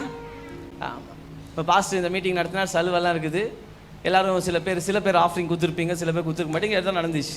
திரும்பி ஒரு வாரத்தில் அடுத்த ஞாயிற்றுக்கிழமை பாஸ்டர் வந்து நின்று பாஸ்டர் டைட்டஸ் வந்து நிற்க சொல்றாரு, இப்படி கர்த்தர் எனக்கு ஒரு தரிசனத்தை கொடுத்துருக்கிறார். நம்ம எல்லாரும் இன்னொரு 2 நாள் ஸ்பெஷல் மீட்டிங் வைக்கணும், அதுக்கு ஒரு 2.5 லட்சம் ரூபாய் செலவாகுது. ஸோ தயவுசெய்து எல்லாரும் உங்கள் காணிக்கை கொண்டு வாங்கன்னா அடுத்த நிமிஷம் என்ன பேசுவீங்க சொல்லுங்க? பாஸ்டர் அந்த தரிசனம் ஆண்டவர் கொடுத்தாரா இல்லை வேற எங்கன்னா வந்துச்சான்னு சொல்லுங்க பாஸ்டர். ஃபர்ஸ்ட் கொஞ்சம் இப்போ தானே பாஸ்டர் முடிச்சிங்க. உன்கிட்ட இருந்து காசு போதுனாலே நீ பாஸ்டர் என்ன பண்ணிடுற? பாஸ்டருக்கு ரொம்ப ஆசை வந்துச்சு போல, இப்பெல்லாம் சும்மா மீட்டிங்னு வச்சுனே இருக்கிறார். அதை வாங்கி இதை வாங்கி ஸ்பீக்கரை வாங்க மைக்கை வாங்கி எதுனா ஒன்று பேசினே இருக்கிறார். உன்கிட்ட இருந்து ஒன்று போதுனாலே உனக்கு பாஸ்டருடைய தரிசனத்து மேல டவுட் ஆயிடுச்சு. ஆனா தாங்கிட்ட இருந்து உயிரே போதுனாலும் அதுவும் அந்த ஆளுக்கு என்ன வயசு? 117 வயசுல ஆண்டவர் தான் சொன்னார்னு எப்படிப்பா சொல்ற? ஃபர்ஸ்ட் சந்தேகம் வந்திருக்காதா? வயசான காலத்துல ஆண்டவர் சொல்லி இருக்கலாம், இல்ல உன் சொந்த மனசாட்சி சொல்லி இருக்கலாம். இதெல்லாம் ஈசாக்கு என்ன பண்ணல? கேட்கவும் இல்லை, சந்தேகப்படவும் இல்லை, பேசவும் இல்லை. ஒரு விசுவாசி எப்போ தன் சபையின் பலிபீடத்துக்கு முன்னாடி தன் சபையில தன்னை விதையை போல விதைத்திருப்பாங்களோ அப்போதான் அவங்க வாழ்க்கை அவங்க சீன் வரும்போதோ விதைக்கிற நேரம் அது பஞ்சமா இருந்தாலும், அது சபிக்கப்பட்ட பூமியானாலும், அந்த பூமி சாபத்துக்கு விலகி 100 மடங்கு அறுவடை கொடுக்கும். சில நேரத்தில் பாருங்க, சில பேர் இங்க பிசினஸ் பண்றீங்க, சில நேரத்தில் பிசினஸ்ல சரியான வருமானம் இல்லைன்னு வச்சுக்கோங்களேன், டக்குன்னு என்ன நினைக்கிறோம், யாரோ நமக்கு செவனியை வச்சுட்டுக்கிறான், யாரோ நமக்கு செய்வினை வச்சுட்டுக்கிறான். ஏன்? ஏன்னா வியாபாரமே ஆக மாட்டேங்குது. எவனோ 1-2 பேர் செய்வினை வச்சாலே வியாபாரம் ஆகாதுன்னு சொல்லின்னு உட்காந்துக்கிறியே. ஈசாக்குடைய பூமி மொத்த பூமி மேலேயும் சாபம் இருந்துச்சு. ஆனா அவன் தன்னை பலிபீடத்துல தன்னை கீழ்படுத்துறப்போ ஒருத்தவன் சூனியம் செய்வனத்துக்குல மொத்த சாபத்துக்கும் விலகி அவன் பூமி செயல்பட்டு 100 மடங்கு. நீ உன்னை பலிபீடத்துல விதைக்கும் போதோ, நீ உன் சபையில உன்னை விதைக்கிறப்போ, நீ உன் ஆவிக்குரிய தகப்பனை நீ சந்தேகப்படாமல் உன் ஆவிக்குரிய தகப்பனுடைய தரிசனத்துக்கு நீங்க உங்களை விதைக்கிறப்போ, ஒருத்தன் இல்ல இந்த பூமியை எதிர்த்து, அந்த லூசிஃபரை எதிர்த்து உன் பிசினஸுக்கு உன் வாழ்க்கைக்கு எதிரியா நின்னாலும் உன் வாழ்க்கை உன் சாபங்களுக்கு விலக்கி ஆசீர்வாதத்தை பெற்றெடுக்கும். கரங்களை தட்டி நன்றி சொல்லாமா?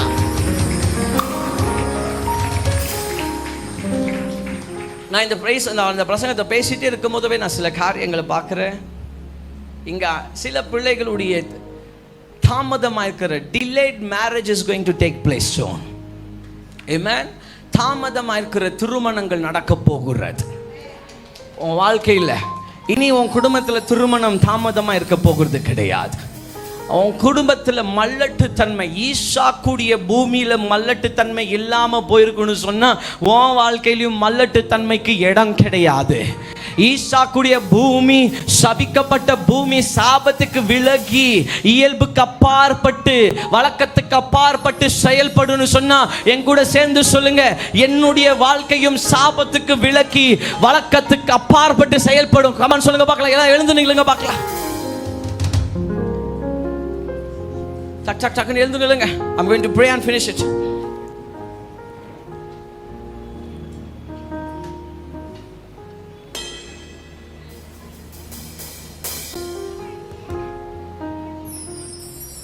எல்லாம் அப்படியே கரங்களை உயர்த்தி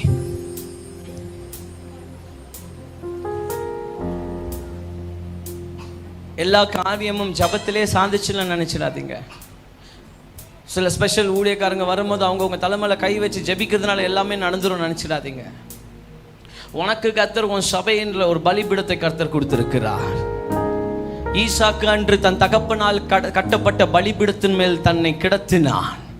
இன்னைக்கு கர்த்தர் உனக்காக உன் ஆவிக்குரிய தகப்பன் மூலியமாய் கட்டியிருக்கிற இந்த பலிபீடத்துல நீ உன் வாழ்க்கையை எந்த அளவுக்கு விதைக்கிறியோ அங்க 100 மடங்கு அவன் பிசினஸ்ல 100 மடங்கு அறுவடையை பார்க்க காரணம் அவன் தன்னை பலிபீடத்துல 100 மடங்கும் பலியாய் விதைத்தான். அப்படியே கண்களை மூடி கரங்களை உயர்த்தி சொல்லுங்க, ஆண்டவரே, கமான், பிரேயர் பண்ண ஆரம்பிங்க, பிரேயர் பண்ண ஆரம்பிங்க. என்னுடைய இருமாப்புல இருந்து என்ன விடுதலை ஆக்குங்கப்பா. என்னுடைய மாமிசத்திலிருந்து என்ன விடுதலை ஆக்குங்க. நான் என் மாமிசத்துக்கு விலகி என்னுடைய கீழ்ப்படியாமைக்கு தப்பித்துக் கொண்டு ஈசாக்கை போல பலிபீடத்தில் 100 மடங்கு கீழ்ப்படிதலின் ஆவிக்கு நான் என்னை ஒப்பு கொடுக்கிறேன்னு சொல்லுவோமா? Come on, pray it, pray it. I want to hear a sound. வாய்களை திறந்து ஜெபிங்க. ஒரு 2 நிமிஷம் அந்நிய பாஷையில பேசி ஜெபிங்க. என் பிள்ளையை பலிபீடத்தில் கிடத்துறப்பா, என் வாழ்க்கையை பலிபீடத்தில் கிடத்துறேன். ஈசாக்கு எப்படி தன்னுடைய ஆவிக்குரிய தகப்பனாகிய ஆபிரகாமுடைய தரிசனத்துக்கு தன்னை ஒப்பு கொடுத்தானோ அதே போல இருக்கிற வாலிப பிள்ளைங்க இருக்கிற இடத்துல அப்படியே கரங்களை உயர்த்தி ஜெபிங்க பார்க்கலாம். உன் வாழ்க்கை ஏதோ ஒரு 20,000 ரூபாவை சம்பாதிச்சு, ஒரு 30,000 ரூபாய் சம்பாதிச்சு, ஒரு பைக்குக்கும் வீட்டுக்கும் இஎம்ஐ கட்டி வாழ்ந்து போய் அப்படியே முடிக்கிற ஒரு வாழ்க்கையில சகோதரனே, நீ எதிர்பாராத ஒரு சூழ்நிலைக்குள்ளாக கர்த்தருடைய மகிமை உன்னை கொண்டு போகும். இன்று கர்த்தருடைய மகிமை இதோ வழக்கத்தை போல வழக்கமாய் செயல்படுகிற அந்த செயல்பாடை உடைச்சு உன்னை வழக்கத்துக்கு அப்பாற்பட்ட ஒரு காரியத்துக்குள்ளாக அவருடைய மகிமை கொண்டு போக போகிறது. நீ செய்ய வேண்டியதெல்லாம் ஒண்ணுதான், பலிபீடத்தில் என்னை கிடத்துகிறப்பா, ஈசாக்கு தன் தகப்பனுடைய, தன் ஆவிக்குரிய தகப்பனுடைய தரிசனத்துக்கு தன்னை கீழ்ப்படுத்தினது போல, இதோ கர்த்தர் நீர் எங்களுக்கு தந்திருக்கிற மேய்ப்பனுடைய சத்தத்துக்கு நாங்கள் எங்களை கீழ்ப்படுத்துகிறோம்ப்பா. ஜெபிங்க ஜெபிங்க ஜெபிங்க, வாய்கள் திறந்து ஜெபிங்க, சொல்லுங்க. எப்படி ஈசாக்கு தன்னுடைய ஆவிக்குரிய தகப்பனை குறித்து ஒரு சந்தேகம் இல்லாம இருந்துச்சோ, ஒருவேளை யாருன்னா இங்க தேவ ஊழியர்களுக்கு பின்னாடி, தேவ ஊழியருடைய குடும்பத்துக்கு பின்னாடி யோசிச்சு பாருங்க. இந்த சபையில் அநேகர் வந்திருப்பாங்க, அநேகர் போயிருப்பீங்க. ஏன் இங்க தொடர்ந்து வருகிற விசுவாசி கூட ஞாயிற்றுக்கிழமை ஒரு நாள் வந்து மீதி நாள் எல்லாம் உன் வாழ்க்கையை பார்த்துருப்பீங்க. இன்னைக்கு எல்லாரும் பெருமையா 25 வருஷம் ஒரு ஸ்லைடை போடுறீங்க. ஆனா அந்த 25 வருஷம் இந்த ஊழியம் நிலைத்திருக்க இந்த சபையின் குடும்பம் எந்த அளவுக்கு நின்று இருக்குன்னு யோசிச்சுப்பா. உங்களை மாதிரி அவங்க பார்ட் டைமா இந்த ஊழியத்தை செயல்பட்டு இருந்தா எப்பயோ இது உடைஞ்சு போயிருக்கும். அந்த குடும்பத்துக்கு விரோதமாய் நீங்க பேசியிருப்பீங்கன்னு சொன்னா, ஒருவேளை அந்த குடும்பத்துக்கு விரோதமாய் உங்க வாழ்க்கையில முறுமுறுத்திருப்பீங்கன்னு சொன்னா, இதெல்லாம் தாயா உன் ஆசீர்வாதத்தை தடுக்குது, இதெல்லாம் தான் உனக்கு வருகிற ப்ரமோஷன்ஸை தடுக்குது, இதெல்லாம் தான் உனக்கு வர வேண்டிய அறுவடையை தடுக்குது. கமான், கரங்களை உயர்த்தி, பரவாயில்ல ஒரு 2 நிமிஷம் லேட் ஆனாலும் பரவாயில்லை. இந்த 25வது வருஷம் ஒரு முழுமையான வருஷத்துக்குள்ள இருக்கணும். கமான், ஜெபிங்க பார்க்கலாம். ஆண்டவரே எங்க வாய்களை அப்பா, ஒருவேளை உனக்கு தெரியும் பார், நீ பேசியிருப்பியா பேசல, நீ முறுமுறுத்திருப்பியா முறுமுறுக்கல, உனக்கு தெரியும். சொல்லுங்க பார்க்கலாம். ஆண்டவரே எங்க நாவுகள் உம்முடைய ஊழியருக்கு விரோதமாய் பேசியிருக்கும் சொன்னால், இதப்பா என் நாவை குறை பேசுகிற ஆவிக்கு விலக்கி காத்து கொள்ளுங்கப்பான்னு ஜெபிங்க. வாய்களை திறந்து ஜெபிங்க ஜெபிங்க. Let we pray. ஆவியானவர் இங்கே அசைவாடட்டும். இங்க இருக்கிற அநேக வாலிப பிள்ளைங்களுடைய வாழ்க்கை உடைய தலையெழுத்து இன்னைக்கு மாற போகிறது. நீ எதிர்பாராத சில ப்ரமோஷன் லெட்டர்ஸ் உன் கைக்கு வர போகிறது. சில ப்ரமோஷன் லெட்டர்ஸ், சில இன்விடேஷன்ஸ், சில பிசினஸ் உன் வீட்டு வாசல வந்து கதவை தட்ட போகிறது. நீ வழக்கமாய் சாபத்துக்கு உட்பட்ட பூமியாய், ஏதோ அந்த பூமி சாபத்துக்கு உட்பட்டது போல, வழக்கமாய் சாபத்துக்கு உட்பட்டு செயல்படுகிறது போல செயல்படாமல், அது சாபத்துக்கு விலகி செயல்பட்டது போல, உங்க தொழில்கள் சாபத்துக்கு உட்பட்டு இனி செயல்படாது. உன் திருமணம் சாபத்துக்கு உட்பட்டு செயல்படாது. உன் வாழ்க்கை சாபத்துக்கு உட்பட்டதாய் செயல்படாது. கராமாஷைக்கு தூரிலே மகாராதால் லஹா காந்தரலபா சூரே. நாங்கள் மகிமையை பார்க்கிற நேரம் வந்திருக்கிறது. நாங்கள் மகிமையை, யாரும் மௌனமா இருக்காதீங்க. ஜஸ்ட் எஸ், இது ஒரு ஃபங்க்ஷன், இது ஒரு செலிப்ரேஷன்றதெல்லாம் கொஞ்சம் மறந்துருங்க. இது உன் வாழ்க்கையை ரிஸ்டோரேஷன் பண்ற நேரம் இது. Come on sister, come on, come on, come on, pray, open your heart, pray. Let the spirit of obedience come upon you. ஈசாக்கின் மீது இருந்த, ஈசாக்கின் வாழ்க்கையில் இந்த கீழ்ப்படுதலின் நாவி உங்க எல்லார் மேலையும் வரட்டும் இயேசுவின் நாமத்தினால. தன் தகப்பனுடைய தரிசனத்துக்காக தான் உயிரையே கொடுத்து கனப்படுத்த ஈசாக்கு துணிஞ்சு வந்தது போல, இந்த சபையின் தரிசனத்துக்காக உங்களை முழுமையாய் கொடுத்து கனப்படுத்துகிற ஒரு ஆவி உங்க மேல இறங்கி இப்போ வரட்டும். இந்த சபை வளரணும்னு சொன்ன இந்த சபையின் தரிசனத்துக்காக இதோ நான் என்னை ஒப்பு கொடுக்கிறப்பான்னு சொல்லுங்க பார்க்கலாம். வாய் திறந்து சொல்லுங்க பார்க்கலாம். வாலிப பிள்ளைங்க வாய்களை திறந்து ஜெபிங்க. எல்லாம் பெரியவங்க தான் ஜெபிக்கிறாங்க, வாலிப பிள்ளைங்க ஜெபிக்கிறத நான் பார்க்கல. Come on come on come on, pray. Youngster ஜெபம் பண்ணுங்க, சின்ன பிள்ளைங்க ஜெபம் பண்ணுங்க, ஜெபம் பண்ணுங்க. ஆண்டவரே நான் என்னை பலிபீடத்துல கிடத்துகிறப்பான்னு சொல்லுங்க. உங்க தரிசனத்துக்கு நான் என்னை கீழ்படுத்துகிறப்பான்னு சொல்லுங்க. என் வாழ்க்கையில நான் அந்த 100 மடங்கு அறுவடையை பார்க்கணும். என் வாழ்க்கையும் சாபத்துக்கு விலகி செயல்படணும். என் வாழ்க்கை சாபத்துக்கு விலகி செயல்படணும்பா. என் வாழ்க்கை சாபத்துக்கு விலகி செயல்படணும். என் தொழில் சாபத்துக்கு விலகி செயல்படணும். நான் கையிட்டு செய்யற வேலையெல்லாம் சாபத்துக்கு விலகி செயல்படணும். என் திருமணம் சாபத்துக்கு விலகி செயல்படணும். என் பிள்ளைகள் சாபத்துக்கு விலகி செயல்படணும். என்னால தகப்பனே, உடைய மகன் நான் இயேசுவின் நாமத்தினால் இந்த நாளுக்காக ஜெபிக்கிறேன். இதோ ஈசாக்குடைய கீழ்ப்படுதலின் நாவி தன் நாவிக்குரிய தகப்பனுக்கு 100 வருஷம். ஈசாக்குக்கு ஆபிரகாம் ஏதோ டக்குன்னு பெத்துட்டு ஒரு ஆவிக்குரிய தகப்பனா மாறல. இஸ்மவேலை பெத்தெடுக்கிறதுக்கு ஆபிரகாமுக்கு ஒரு இரவு போதுமா இருந்தது. ஆனால் ஈசாக்கை பெத்தெடுக்க 24 வருஷம் தேவைப்பட்டுச்சு. அதே போல இந்த சபையின் ஊழியர்கள் இந்த 24 வருஷமா 25 வருஷத்தினுடைய முழுமை எப்படி ஈசாக்கை பெத்தெடுக்க ஒரு 24 வருஷம் தேவைப்பட்டுச்சோ, இந்த சபையின் ஊழியர்களுக்கு உங்களை பெத்தெடுக்கிறதுக்கு 25 வருஷம் தேவைப்பட்டது. ஏதோ இந்த சபையின் ஊழியர்களை இன்னைக்கு டக்குன்னு உங்களை ஆவிக்குரிய தகப்பனா உங்களுக்கு மாத்தல, உங்களை ஆவியில பெத்தெடுக்கிறதுக்கு 25 வருஷம் கடந்து போயிருக்கிறாங்க. ஒரு நிமிஷம் எல்லாரும் கரங்களை உயர்த்தி, இப்படி ஒரு ஈசாக்கு ஆவியில பெத்தெடுக்கிறதுக்கு ஆபிரகாம் 24 வருஷம் நடந்தார். அதே மாதிரி உங்களை ஆவியில பெத்தெடுக்க இந்த சபையும் இந்த ஊழியர் அந்த குடும்பமும் கிட்டத்தட்ட ஒரு 25 வருஷம் கடந்து வந்திருக்கிறது. இப்படி பொறுமையாய் நின்று நிதானமாய் 25 வருஷம் ஆவிக்குரிய பிரயாணத்துல பொறுமையா நின்று எங்களை பெத்தெடுக்கிறதுக்கு ஒரு ஆவிக்குரிய தகப்பனையும் ஒரு குடும்பத்தையும் எங்களுக்கு தந்திரப்பான்னு நன்றி சொல்லுங்க. பார்க்கல, கரங்களை உயர்த்தி நன்றி சொல்லுங்க, கரங்களை தட்டி இந்த குடும்பத்துக்காக நன்றி சொல்லுங்க. உங்களை பெத்தெடுக்கிறதுக்கு தான் இந்த 25 வருஷம், உங்களை பெத்தெடுக்கிறதுக்கு தான் இந்த ஊழியர்கள் இந்த 25 வருஷத்தை எடுத்துக்கினாங்க. இந்த குடும்பம் இந்த 25 வருஷம் உங்களை பெத்தெடுக்க, உங்களை உருவாக்க, உங்களை கட்டுகிறதுக்காக தொடர்ந்து இந்த சப்மிஷன் ஸ்பிரிட்ல செயல்படுவீராக. இயேசுவின் நாமத்தினால் பிதாவே, ஆமென். ஹல்லேலூயா. எத்தனை பேருக்கு புரிஞ்சிச்சு? உன் ஆவிக்கு எப்படி அதான் சொன்ன பார், ஒரு நைட் ஆபிரகாம்க்கு இஸ்மவேலை பெத்தெடுக்கிறதுக்கு, அப்படி ஆபிரகாம் இஸ்மவேலை அவசரத்தில் பெத்தெடுத்தார். ஆனால் ஈசாக்கை பெத்தெடுக்கிறதுக்கு அவர் 24 வருஷம் ஆவியிலையும் வார்த்தையிலையும் நடந்து அந்த அனுபவத்தில் பெத்தெடுத்தார். இந்த 25 வருஷம் ஏன் தெரியுமா?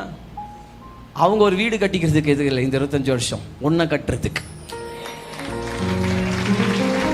அவங்க வாழ்க்கையும் அவங்க ஃபேமை கட்டுறதுக்கு இல்லை, இந்த 25 வருஷம் ஒன்றை கட்டுறதுக்கு. எத்தனை பேர் சொல்றீங்க இந்த 25 வருஷம்? எல்லா அருமையான அம்மா வந்து நின்று எங்க சொல்லும் போது சொன்னார், எத்தனை பாடுகள், எத்தனை போராட்டங்கள்.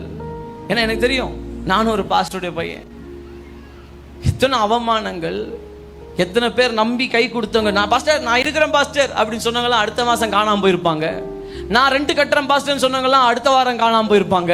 அப்படி சொன்னவங்கெல்லாம் காணாமல் போயிருந்தாலும் இவங்க நின்று இந்த 25 வருஷம் எதுக்கு எடுத்துக்கினாங்க?